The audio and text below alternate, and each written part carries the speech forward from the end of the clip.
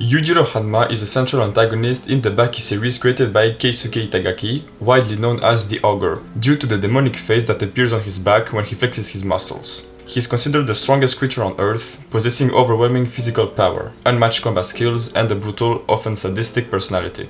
As the father of Baki Hanma, Yujiro serves as both a rival and a terrifying benchmark that Baki strives to surpass. His character embodies raw strength and dominance, often challenging entire armies or world-class fighters without effort, making him one of the most fearsome figures in anime and manga. Let's see how he can achieve his physique, strength, combat style, and athleticism. So first of all, his physique. Well, do I really have to say something? My guy is a bodybuilder, without a doubt. His main feature is his defined back, the demon back. Even if back is his main feature, he remains overall aesthetic, with a clearly dominant V-taper. Let's be honest, you have to be on the juice to achieve this physique. Naturally, it's only possible in your wildest dreams. So here, we will mainly train isolation and a lot of hypertrophy. Strength-wise, he is also goated. He has the strength for the muscle mass, which is rare in real life, but not in anime. Sadly, we cannot have the best of both worlds, so we will have to settle for either strength or muscle mass. I'll say that muscle mass is more important, since the strength can be gained, yes, from the workout, but also from the combat style. Speaking of the devil, the combat style. He is the ultimate example of combat. He is literally invincible when it comes to hand-to-hand fighting.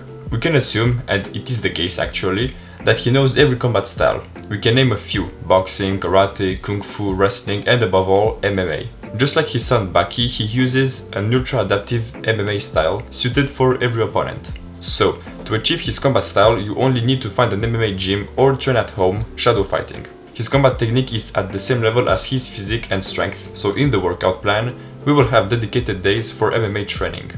Now athleticism. I believe his main feature is flexibility. Doing the splits like he does isn't easy, especially when you have this much muscle mass. Flexibility will help you with your range of motion, will help you recover more efficiently, and will prevent injuries. Now explosiveness and speed. Like for the Baki physique I did, I stand by the fact that his explosiveness is more combat related than anything. True, we can gain explosiveness with plyometrics, but for this style of physique, training the explosiveness directly while fighting will be our best shot. The reason is very simple. It will teach our body to be more explosive while fighting. Speed will follow along explosiveness, but there is one last thing that needs to be covered: endurance. Yujiro's opponents never really push him beyond his limits like his son did. It is only towards the end of the series that we got a glimpse of his endurance, and let me tell you that he's also got some serious endurance. Moving this muscle mass and fighting almost to death is hard on your cardiovascular system, so you'll need top tier endurance. This endurance can be obtained with the combat training.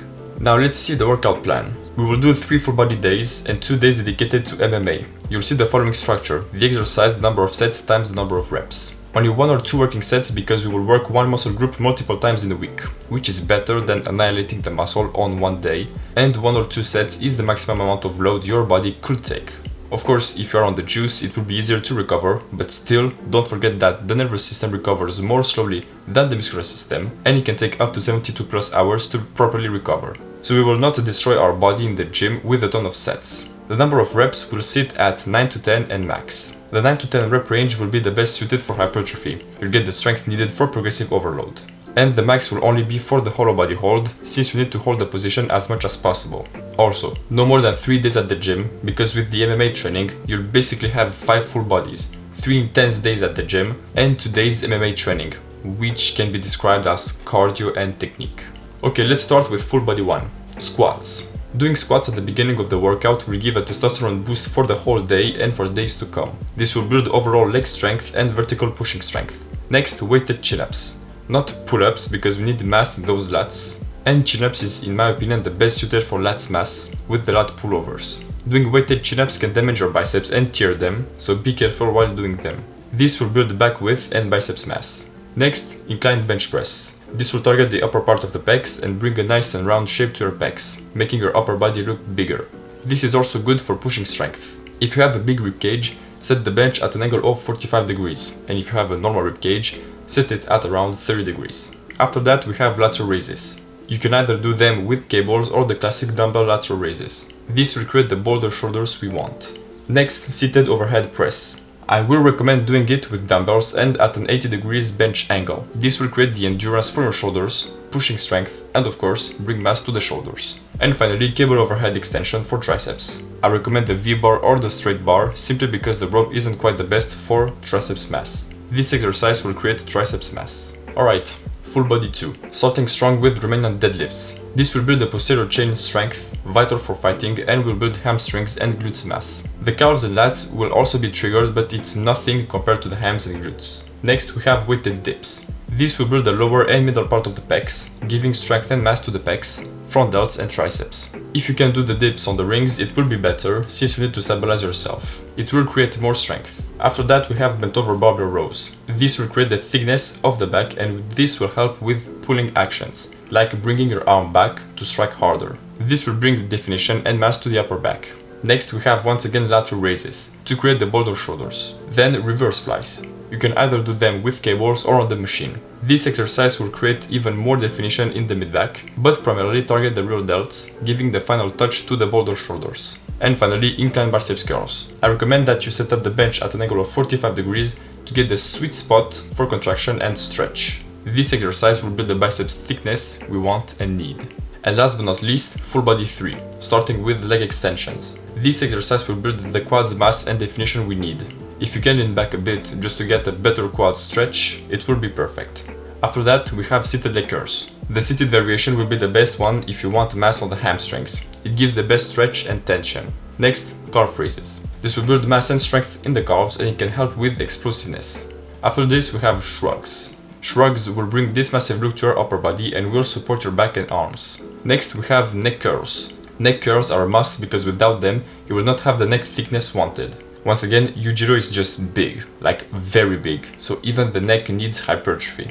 Be careful here, if your neck isn't warmed up enough, you may hurt yourself. I mean, like every exercise in here. And finally, the hollow body hold. To maintain a good core strength and to prevent injuries, the hollow body hold is golden. Hold the position as much as possible, but don't lift your legs too high. If you lift your legs and hands just 15 centimeters or, in freedom units, 6 inches, it is more than perfect. With all of this, there are some things you should know and apply. Always warm up before an exercise with 2 warm-up sets. Just go light and warm up the muscle gradually. Rest 2 to 3 minutes between every set, and that is even the warm-up sets. Always have a proper execution and don't ego lift, you'll damage your muscles more than anything else. On every workout day, in the morning, do 30 minutes of light cardio. Just get your heart rate moving and steady. Stretch on every rest day for 20 to 30 minutes. Once again, this is vital for this type of physique, and Yujiro is flexible. And another thing that is vital is rest. So please keep the rest days.